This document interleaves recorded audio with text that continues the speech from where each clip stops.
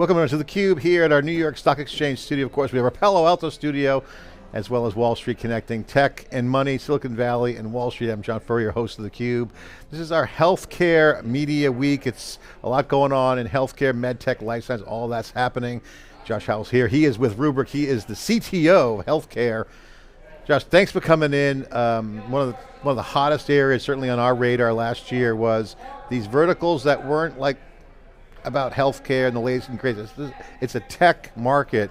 AI is creating a lot of value, extraction. Cyber resilience has been the hottest category in, I think, in the IT/transition to this kind of new era of infrastructure, mainly because resilience is the #1 conversation in context to all this modernization. Right. The game is changing a little bit, but it's still the same. Resilience is the #1 thing. Rubrik, you guys have been doing extremely well. Strategy, cyber resilience. What's the topic for the big event you guys have here in New York? Yeah, so tomorrow we're leading what we're calling a working day on building cyber resilience in healthcare. We define that as being distinct and different from security, right? Security, prevention, resilience, how do we bounce back? And every single healthcare organization I talk to has big initiatives around cyber resilience just because of the pace of attacks, right? And they're punishing. So we know when applications go offline, there's a 30% increase in medical errors. There are now deaths attributable to applications being offline. And these attacks are punishing not only from a financial standpoint.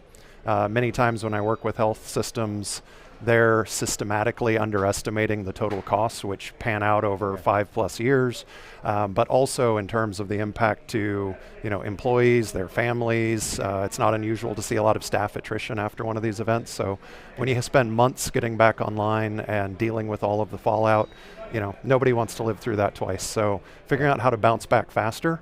Every organization that knows they can come back quickly doesn't have to pay a ransom, which means they're not funding future attacks for others. Yeah. And I mean, we've been covering ransomware for many years, I know, and Rubrik is well known for defining the category, so congratulations. I mean, that's what, 6 years ago? maybe longer, I forget what date it was, but I remember Bitbull, the CEO, the founder, was saying, look, this is a cybersecurity data problem. Data is the gold, that's what everyone wants. That's when we saw the tsunami of ransomware, but also other attacks. Give us kind of the state of where we are in cyber resilience. We focused on it last year. We think it's going to be probably double the focus this year as more and more attacks are coming online, as everyone's going more digital. Certainly the aperture with AI is going to give more access.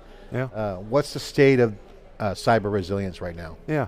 Well, in healthcare, I think, first I'd want to approach a lot of the people I work with a lot of empathy. It's a tough seat to be in when you've seen, declining operating margins with the cuts to Medicare, Medicaid. It puts them in a tough situation to need to afford new programs, investments in resilience and all of that. So, every single system we talk to knows this is something they have to work on. And in many cases, it's a need to build what we're calling a risk number around this. What is the all-in risk number? If the system goes down for 30 days, what can we expect? And oftentimes, even if budgets are tight, when the board learns of that number, suddenly it becomes a program that they're willing to make funds available outside of normal budgeting cycles and to do something about it. The other problem is that this is like very multidisciplinary in nature. And growing up in IT, if there's one department, one discipline, we get that done really fast. When we need legal, compliance, risk, cybersecurity, data protection, infrastructure, it becomes this problem where we've got to nail down some corners in order to start. And it's a really difficult thing for organizations to come to terms with. And there's another problem that's inhibiting it, which is every system that gets hit, naturally the lawyers don't want people to talk. So the attackers are actually knowledge sharing freely. They're learning from each other at a rate that many of the defenders aren't, right? So that's one of the focus of our event tomorrow. They're getting sophisticated. Yeah. Take me through the workshop, because I think you just point out something that's pretty clear when you say it, but now it may not be obvious.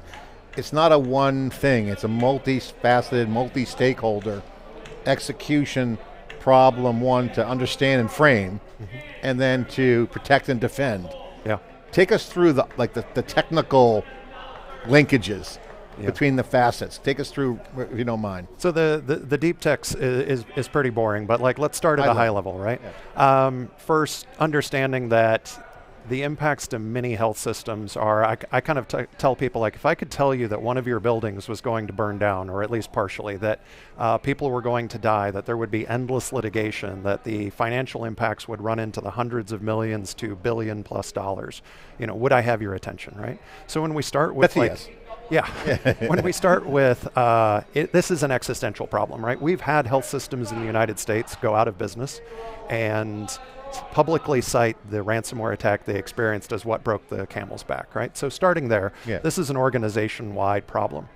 And the next part is, like, how many organizations are really comfortable with, if everything went dark, these are the systems I want back in this order, and here are all of their dependencies. And just about every system thinks in terms of their EMR first, and it's very important, but what we find when we run some of these workshops is people debate it, and they realize they need communications and identity, like Active Directory, those sorts of things back online first before they can start recovering systems. And so we think in terms of the minimum viable hospital that you need to not only know that EMR, but also the systems that track hours, that get people paid. You're still going to need to feed patients on day 3, day 5, et cetera. So being able to operate your supply chain and refresh those programs is really important. We think there's about 12 categories of applications. Every health system is different depending on their focus. But then the next piece is, you're probably not going to recover to production. There's going to be this endemic loss of trust that affects all of production, all of your disaster recovery systems, so you're probably going to need some third site, right? Some sterile, trusted infrastructure that you can recover to. Once you have that, then we start getting into this, okay, I know my list of systems, I know their priority, can I get the underlying, like, Active Directory, DNS, et cetera, back online quickly, and then start running through that system. And then it becomes not how fast you can restore, but how do we know what not to restore, right? If you restore the wrong things, you get to start everything I've just said all over again. So being able to threat hunt really effectively, Rubrik, we have this predictive system where we're actually able to start hashing all of the files long in advance of a ransomware attack, answer those questions in minutes. And it goes all the way back to— That's a proactive approach. Right. Yep, the preemptive recovery engine is something that we do really well. But it goes all the way down to which nurses at which workstations are going to get a sterilized, endpoint that gets connected back into this isolated recovery environment. And the last problem is, how do we attest that this is done, right? How do all of the lawyers agree that this problem has been solved? And that is a complicated series of events to do really quickly, unless you've done the slow thinking ahead of time. So that's where we're trying to help people, is like, do all of the slow thinking now so you can take fast action when the event comes. Because what I want people to know is there are systems who are recovering in 3, 4, 5 days. They're not garnering the headlines. They're doing it really quickly and effectively because they've done all that slow thinking ahead of time. And there's something about the human condition that when we know what success and good looks like, we're like, how do I do what he did, right? And that's what I want people to know, is that it's not a mandatory 30, 35 days. I like how you frame it, because on the clear kind of like alignment problem with the customer, it's, there's consequences, you can quantify them, okay, check. That's just the beginning. And also, most people have in their mind, at least, people who don't really think it through. It's like, oh, we're backed up, hit a button and restore. Okay, that's old thinking. And that's not new information, I'm just pointing that out. But you're getting at more of an ongoing cyber resilience, why I like the word resilience. And I want you to explain that resilience side of it, because what you just laid out was preemptive, which is pre. So that's proactively doing things in preparation for an easy button. That under the covers, there's a lot of stuff happening. So take us through that resilience. What does that look like? There's a sequence of events, order of operations on the systems you want to bring online. I got that. But from a company standpoint, how do they discuss this internally? What does cyber resilience mean? I mean, I guess that's the question. What does cyber resilience actually mean? So a few things is, one, when I talk about and it's not original with me, Deloitte wrote this really prescient white paper a long time ago, Beneath the Surface of a Ransomware Attack, and they point out there are these 14 categories of harm, financial harm, that every organization is going to experience, right? When you map those out, they all roll back to two things. One, how long was the system down and their applications offline, and how much patient data got leaked, right? So when we think about preparing proactively. What we want organizations to do is to know, where is the sensitive data, right? Everyone thinks in terms of the systems of record, but if any application has an export to Excel button, and they all do, that means all bets are off, right? As CISA said, you can't secure what you can't see. So first, do you know where the sensitive data is? Do you know who's accessing it? Do you know what that baseline is? And where are there unsecured data that we could go and do something about preemptively, right? That also helps after the fact when you're making your filings with the regulators. But then knowing what applications in what order, right? Somebody I was working with recently who would be in a position to know said that subjectively, anecdotally, that 50% of the organizations that he had helped through ransomware attacks lost at least some of their backup data because the attackers got to it, right? And so when we talk in terms of immutability, we don't just mean we don't change the data after it's written. We mean come hell or high water, that backup system will survive, that it will be operational on day 2, that you will be able to threat hunt and do it in a very timely manner. You know, we're talking minutes to hours instead of multiple weeks. And that you know at a multidisciplinary cross-functional level which teams do what. So I was working recently with a health system and we started talking about this and someone stopped me and said, that's a separate team, don't bother. And I was like, well, where are they? We need them in the room. They're the key team. Yeah, you can't, the number of workshops I've led where we ask, who's responsible for restoring clean data? And you get this, well, that's their job. And you look across the room and they're pointing the other direction. And you're like, see, this is why Perfect candidate for ransomware. Yeah. Because they're taking advantage, it's almost social engineering of IT. It is. Yep, they're attacking They know the dysfunctional nature and they go after it. Yeah, they're attacking a no man's land in terms of the org chart, but also our technology tool set, right? So if no one team's responsible for it and we all have to collaborate and we're using disparate tools, this is why many of these recoveries, it's one of the reasons why many of these recoveries take so long, right? So that's part of our vision, is give everybody the rich context they need to make the right decisions for their role within that broader framework of how do we work together when, you know, everything is down. Josh, that's a great point because you know they're taking advantage of all these opportunities. I guess my question for you is, in your workshops and the day in the life of what you do with customers, what's the current thinking? Where are they now? I'm sure there's enough data for people. There's enough data for people to know that they got to get their act together, get the strategy. What are some of the execution best practices that are happening right now? Yeah, well, that's really, I'm really glad you asked that question because it's one of the areas where I think we can bring tremendous value to our customers and the companies we're working with. Is, you know, Rubrik's helped over 150 plus organizations recover from ransomware, and every week we're engaged with somebody helping them bring systems back online. So there is what I call an emerging body of knowledge of what these success patterns look like, right? We're not inventing it from scratch anymore. There is a predictable series of events, and you know, every attack is different, every health system is different, but we've got enough record now to know this is what good looks like. You should be prepared to understand these things, right? So that's what we're doing tomorrow, is kind of helping organizations with that knowledge sharing piece of, you know, Chatham House rules. We can't say where this happened, but there is another health system where this is what they experienced and you should be prepared for this to happen. And here's the insight in terms of how to prepare for that. And I think that that sort of knowledge sharing is what we need to better arm, you know, health systems who don't have a ton of operating budget to throw around. They need to make appropriate investments in the right spots to achieve resilience because every dollar matters.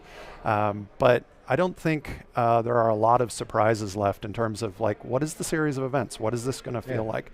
So helping those teams understand what to expect is really important. They want to lock you out and get your cash and then hold you hostage. You mentioned the event, so I want to just call that out because I think this is really kind of a cool thing you guys are doing. You're having an event here at the New York Stock Exchange, bringing all your customers in, Chatham House rules, which they can talk freely, can't source it. What is some of the conversations you expect to see? And what's the makeup of the attendees? Obviously customers, partners, or take us through what's the format, what's your goals, why should someone want to attend these events? I'm really excited about the event. It's not just for customers. We've got a lot of organizations attending who aren't customers because we want to help them too. And that's one of the things I love about healthcare is there's a slightly higher sense of mission, right? Even though it's maybe not us, we want to help them because there's real patients. And we've had Rubrik employees who've taken their family members to a hospital, you know, children or a birth, and been turned away or had to go somewhere else because of a ransomware attack. So that's, you know, near and dear to our heart when it's one of our employees. Lives are on the line, and it's disruptive in a fatal way.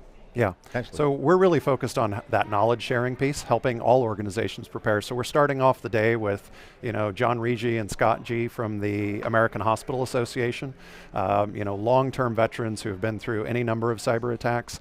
Our friends from Google Mandiant, who's probably the premier incident response firm out there. I'm speaking in terms of like financial impact quantification and what cyber recovery really looks like. Scott G from the AHA is talking about clinical continuity. How do we identify those right applications? We've got folks coming in from Woodward Sawyer who are talking about cyber insurance and how cyber insurers view these sorts of investments. If you have them and don't have them, how does that change your premium numbers? So I think it should be a really good day, and throughout the day we're asking questions of the attendees and then aggregating their answers and trying to create communities of practice where leaving these events they'll have other people that they can turn to and say, how are you guys doing this? Are you approaching that in this way? Have you thought about this tool? So I think there's a lot of value there. I really like how you guys look at this, and it's in all the hot areas, whether it's AI or some aspects of security, but certainly in cyber resilience, it's at the confluence of technology and business model and business operations, because they're so tied together, because the continuity, just that piece alone, continuity on operations. Okay, the tech, there's some deep tech involved, so you have to get everything right, and you got to be ready, and then handle anything that might come your way, with big numbers as consequences. Yeah. There's a conversation that I hear happen a lot, if I had a nickel, but it usually happens, we talk about how reliant we are on technology, and somebody in the room sits back and say, these younger doctors and nurses, they don't know how to chart on paper anymore. And everybody chuckles and they move on. But my mother is still a practicing obstetrics nurse at, 72, because she loves what she does, right? An EMR was a relatively recent thing in her career. And yet, when I talk with her, she says, when those systems go offline, the facility is different. The interventions that we have, the level of care is much more technical. We're monitoring every patient. The documentation required is light years different than it used to be. And so when we think about all the way down to, there used to be a manual at every nurse's workstation on how to calculate dosages, right? So it's not just that these young doctors and nurses don't know how to work on paper. It's that healthcare has fundamentally changed as a result of thousands, literally, of cost optimization, workflow, process improvement. And I think that's one of the things that we want is for senior executives to understand that health today, health systems are entirely dependent on the technology. There are workarounds, but those are workarounds. And there are certain systems that, when our partners do a great job of mapping out that minimum viable hospital, they identify those applications that there is no replacement. Well, it makes the cyber resilience more mission critical, because the upside for technology in healthcare, I would say from my 30 years in the industry, more broadly, but knowing healthcare, is probably more than ever happening now. The advancements we're seeing just in the past 12, 24 months have been significant in care, operations, benefits. Right. Those things can all come crumbling down. By the way, more technology gives more surface area for cyber issues. So cyber resilience kind of checks up in importance. But then again, the budget doesn't go as big the budgets aren't as large. They don't grow as fast as the technology. How do you handle that conversation? Because that comes up a lot. Hey, my data's growing X%, my cyber risk and resilience bar is still high, but the budgets aren't going up that high. Yeah, it's a really tough thing, and this is where I started off of saying approaching the people we work with a lot of empathy, because it's a really tough thing when you're being scrutinized for every single dollar, and because I grew up working in IT, there's 100 things to get done, and there's budget and time for 19, right? And the new regulatory frameworks, guidelines, requirements, they're always increasing, but operating budgets and reimbursement rates are not. In fact, they're right now headed the other direction. And so this is really top of mind for a lot of health system leaders, is we know there's this existential risk and problem, but we're already tapped out. Josh, I have to ask you about AI resilience. Cyber resilience, I get that. There's some crossover with data, AI. Cyber's a data problem, AI is a data problem. What does AI resilience mean to you? Well, I think of it in terms of like we've had all these previous waves of technology and innovation, and we keep relearning all of the same lessons, right? So whether it was big data or cloud or whatever the disruptors were before, we start learning it really matters to have IT involved from the beginning. Security can't be an afterthought. You can't secure what you can't see. Change control is really important, not even just on the model or the code, but also the data that you're feeding into it, right? So if you've got a RAG corpus that changes without you knowing about it, you're going to start getting unpredictable results. So this is one of the areas we're really interested in with Rubrik Agent Cloud is, one, how do we find all of the AI in use? Because often it's not IT developing and deploying those, it's service lines, researchers, groups outside of IT who are later going to hand this off. And so there's all of these basic lessons around visibility, monitoring, and when an agent goes wrong, they can do tremendous harm at a superhuman scale, right? So really knowing all of the data assets that agent can touch, what credentials or tokens that it's using, what actions it's taking, how are we validating that it's still giving responses that are within what's acceptable, all of those things are a problem, especially at scale. Peter Drucker famously said a hospital is the most complicated form of organizational collaboration. So just imagine that you're a CISO responsible for securing and managing this panoply of AI that was implemented by other people, having the ability to see all of that in a single pane and to see the risk levels of these agents are interacting with outsiders using sensitive data, using credentials that are really powerful, and they're starting to behave in ways that are strange, and then knowing you're going to have to restore databases, virtual machines, directories and files back to a previous point in time to return that to within the boundaries of what's acceptable and undo the harm it caused. That's where we're... And the resilience to your view is, from what I can hear, is that those agents can't be wheeling and freelancing. They got to be delegated, they got to be managed, scoped properly, right? But enough to monitor them. They got to, and you got to have some rules of engagement. ECRI, which is the patient safety organization who tests a lot of this stuff, came out and last year said they thought that AI was the highest technology threat to patient safety. Yeah. So we already have 500 plus instances of where AI has caused patient harm. We have deaths now that are attributable to AI going wrong. Yeah. And it is a real problem of knowing what they're doing, and in some cases you can have silent failure. Nothing has gone down, it's still working, but now it's giving answers. Sounds like a whole nother category for Rubrik, agent resilience. Yep, Rubrik. Roll those agents back, pull them back from the field. Yeah. I mean, but agents can help on the automation. It's a double-edged sword. There's an upside if they get it right. They're superhuman when they get it right, and they're superhuman when they get it wrong. Well, I'm really psyched that you came in, and I'm excited for the industry. You got digital twins, you got AI, could potentially do some simulations, a lot more capabilities on that side to help augment the momentum you guys have, and congratulations, continued success at Rubrik. Thanks for coming on theCUBE, appreciate it. Thank you so much for having me. All right, I'm John Furrier with theCUBE. Healthcare Week here at the NYSE, but this year we're going to be covering a lot of the healthcare and AI, and it spans across all aspects from supply chain to care and delivery and everything in between, patient care, business operations, technical operations, all kind of mingled together, and AI will help, but doesn't still change the game for resilience. The most important conversation happening in tech. Thanks for watching.